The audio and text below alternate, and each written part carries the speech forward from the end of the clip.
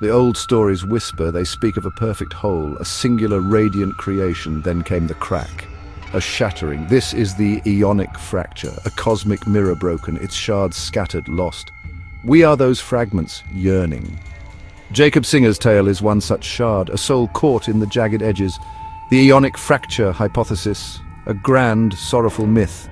It tells of a flawed demiurge, a lesser god, crafting our reality. This world then is a shadow, an imperfect echo of true light. We live within this beautiful, terrible dream, or perhaps a nightmare. The film, Jacob's Ladder, becomes a dark fable. It explores this fractured existence through one man's tormented eyes. Imagine reality as a vast, ancient tapestry woven with threads of light and darkness. The fracture tore this tapestry, leaving holes, loose threads, distorted patterns. Jacob's life is such a frayed thread. He tumbles through the rents in reality, unsure what is dream, what is memory, what is life, or what lies beyond. This hypothesis offers a key, a way to understand his torment. The film does not name this hypothesis, yet its essence bleeds through every frame. Like blood from an unseen wound, Jacob is adrift in a broken eon, a time of spiritual disarray. His journey is our journey, a search for meaning in a world that feels fundamentally wrong, a quest for the lost light, the light of the original unbroken whole. Jacob Singer's New York. It is no ordinary city. It is a place of shifting sands. Reality itself seems to unravel, one moment mundane, familiar, the next a grotesque carnival. Faces melt, demons writhe, time loops and stutters, a broken clock. These are not mere hallucinations, they are glimpses of the fracture. The world has come undone for Jacob, or perhaps he sees its true undone state. The veil thins, the mundane skin of existence peels back, revealing the raw, bleeding machinery beneath. A subway ride becomes a descent into hell, faceless figures, twitching horrors. Are these the denizens of a lower realm, or the fractured projections of his soul? The hypothesis suggests both are true. Consider the very fabric of his days. Postman, scholar, lover, veteran. These identities blur. They bleed into one another. He clutches at moments of normalcy, a dance with Jesse, a memory of his son. But the cracks widen. The abnormal asserts its dominion. This is the signature of the fractured eon, where nothing holds its true shape for long. Everything is subject to distortion. His apartment, his relationships, all become untrustworthy, unstable. The city breathes with a hidden life, a life that pulses with fear and paranoia. The hypothesis speaks of Archons, lesser rulers of this fallen world. Do they pull the strings of Jacob's perception, twisting his reality for their own ends, or is he simply seeing the world as it truly is post-fracture?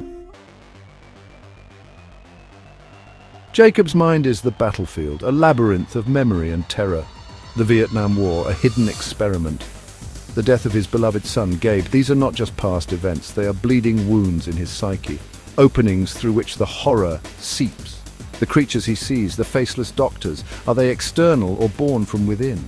The fracture blurs this line. Specific scenes illuminate this internal war. The party scene, a descent into fleshy chaos. Bodies contort, a demonic coupling. This is the subconscious erupting. Its fears and desires made manifest, or perhaps an intrusion. Beings from a lower, denser reality drawn to his tormented state. His mind, a beacon in the darkness, attracting both moths and monsters. The hospital sequences. Oh, the hospitals. Places of healing. Twisted into charnel houses, gurneys rushing through hellish corridors, body parts strewn, a vision of dismemberment. This reflects the dismemberment of his soul, his spirit torn apart by trauma and by the larger cosmic fracture. The doctors with their obscured faces, agents of a cruel, indifferent system, or archontic figures maintaining the illusion, the chemical warfare, the ladder. This is the tangible intrusion, the external catalyst for his unraveling. Yet it only serves to amplify what was already broken within and what is broken in the world. His subconscious does not create these horrors from nothing. It interprets the signals from a reality already teeming with them, a fractured mind in a fractured world.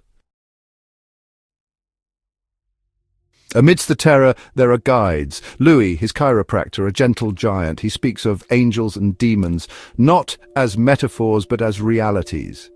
If you're frightened of dying, he says, and you're holding on, you'll see devils tearing your life away. But if you've made your peace, then the devils are really angels, freeing you from the earth. This is the Gnostic choice, perception. Jezebel, his lover, or is she? Her name itself a biblical echo. Seductive, volatile, perhaps a trap, she offers comfort, earthly pleasure, but also pulls him deeper into confusion. Is she an agent of misalignment, a force keeping him tethered to the lower world? Her presence is a whirlwind of passion, anger, and unsettling familiarity, a mirror to his own inner turmoil. The aligned forces offer solace, hope. Louis is a beacon of calm wisdom. He speaks of letting go, of acceptance. This is the path to seeing angels, to piercing the veil of terror.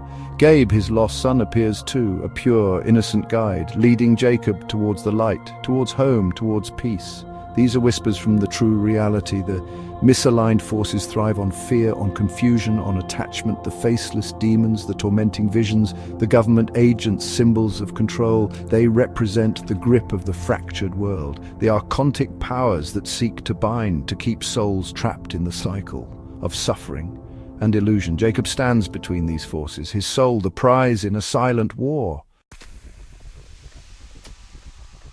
Chains of fate, threads of will. Navigating the puppet show. Is Jacob a puppet on strings, pulled by trauma, by chemicals, by demons?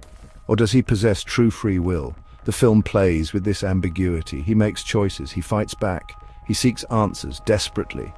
Yet the world shifts around him, often negating his efforts, making him question his own agency, his own sanity, his own power. The Aeonic Fracture Hypothesis suggests our free will is compromised within this fallen, fractured realm. We are influenced by unseen forces, by the very structure of this illusion. Like fish unaware of the water, we believe our choices are entirely our own. But the currents are strong. Jacob's struggle is to assert his will against these overwhelming currents. His quest for truth is an act of will. He refuses to passively accept the horror. He confronts the doctors, the military. He clings to memories of love, of family, of a life before the fall. These are his anchors, his attempts to chart a course through the storm of his perception. Each small act of defiance, a spark of the original divine will. Ultimately, his final choice, the choice Louis speaks of, to let go, to accept, this may be the truest act of free will. Not to change the external nightmare, but to change his internal response. To choose peace over terror. To choose ascent over clinging. In this, he transcends the puppet show. He reclaims a measure of spiritual sovereignty. The alchemy of agony. Trauma as the Archon's cage. Trauma is a key, a dark, twisted key. In Jacob's story, it unlocks the horror, the Vietnam War, the death of Gabe. These are not mere backstory. They are the gaping wounds through which the archontic forces enter, or the points where his psyche shattered, mirroring the greater Aeonic fracture. Pain becomes a vulnerability, a raw nerve exposed to the hostile elements. The hypothesis posits trauma as a control grid, a mechanism used by the lesser rulers to keep souls entangled, distracted. Suffering binds us to the material plane. It clouds our spiritual vision. It makes us forget our divine origin. Jacob's agony is palpable, his grief, his fear, his confusion. These emotions are the bars of his cage. A cage built by external events, yes, but fortified from within. The experiments in Vietnam, the ladder, this is trauma inflicted, systematized. A deliberate shattering of minds. To what end? Control. Domination. The film hints at a government conspiracy. But through the Aeonic Fracture Hypothesis lens, this is a microcosm of a larger truth. Archontic systems thrive on creating chaos, on manufacturing suffering, to maintain their dominion over the fractured world. Jacob's journey is to transmute this agony, to find meaning within the pain, or to move beyond it. The trauma is the crucible, the fire that can either destroy or purify. His struggle is to prevent the pain from becoming his entire reality, to remember the light, even when surrounded by crushing darkness. Flickers in the gloom, glimmers of Gnostic revelation. Even in the deepest darkness, there are sparks, pinpricks of light. For Jacob, these are moments of clarity, whispers of a truth beyond the horror. Gnostic awakening often begins subtly, a sudden intuition, a strange synchronicity, a feeling that this world is not all there is. Jacob experiences these flickers. They are often fleeting, overwhelmed by terror, but they are undeniably present. Louis, the chiropractor, is a purveyor of such light. His calm words cut through the chaos. He offers a different interpretation, a Gnostic framework for Jacob's experiences. He speaks of life and death, of angels and devils as states of perception. This is a direct impartation of gnosis, knowledge that can liberate the soul. Jacob listens, he absorbs. Though the path to understanding is arduous, the memories of Gabe, his lost son, these are not just sources of pain. They're also conduits to purity, to love. Gabe often appears serene, guiding. In these moments, the demonic fades, the world softens. This hints at a reality beyond the fracture, a realm of peace, of wholeness, accessible through love and innocence. A memory of the unbroken eon. Even some of the terrifying visions can be seen as distorted gnosis. They reveal the hidden machinery, the unpleasant truth beneath the surface. The Gnostic seeks to see reality raw, not the comforting illusion. Jacob is unwillingly stripped of his illusions. This forced awakening is brutal, but it is an awakening nonetheless. A painful stripping away of falsehoods. Ascending the burning ladder. Death, deliverance, or deception, the film's ending. Jacob ascends the stairs with his son Gabe towards a bright light. He is told he died in Vietnam. His earthly struggles, a dying dream. A battle for his soul in transition. This can be read in many ways. Is it simply death, the end of a life, or something more profound? Within the Aeonic Fracture framework, this ascent is deeply significant. It can be seen as Gnostic liberation, the soul finally freed from the Archons' grip, the trauma of Vietnam, the ladder drug. These were the final, intense illusions, the soul's desperate fight to understand, to make peace before departing the fallen world. Gabe, the innocent spirit, the psychopomp, leads him out of the labyrinth, away from the fractured reality towards the pleroma, the fullness of light. However, the Gnostic path is wary of easy answers. Could this ascent be another illusion, a more subtle layer of the demiurge's creation? A beautiful dream to pacify the soul? The film leaves this tantalizingly open. The peace Jacob finds feels earned, real. Yet the nature of reality has been so unstable, we are left to ponder. Is this true transcendence or a final comforting falsehood? I choose to see it as deliverance. Jacob, guided by Louis's wisdom and Gabe's pure love, successfully navigated the bardo, the intermediate state. He let go of his attachments, his fears.